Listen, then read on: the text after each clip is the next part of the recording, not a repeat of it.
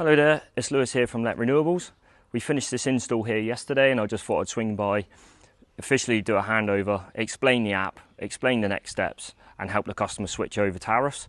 So I've just thought I'd do a quick video, explain all the key components that we've installed and give you a run round. So as you can see behind me here, we've installed 10 460 watt Aiko panels, and then just around the corner there we've installed another 5, so a total of 15 panels.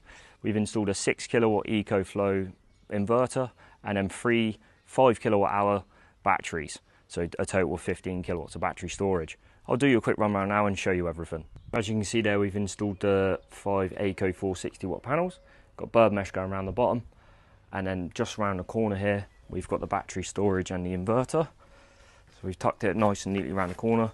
We've put in your DC isolator, AC isolator nice and local, so you haven't got to try and get down there. And you've got your inverter sat nicely on the top, and then your battery storage underneath. And then we'll run that nice and neatly up in conduit into the loft. Lovely and neat. On this side we've installed the 10 panels there. See, nice and neatly. You've got your bird proofing going around all around the bottom, generating well.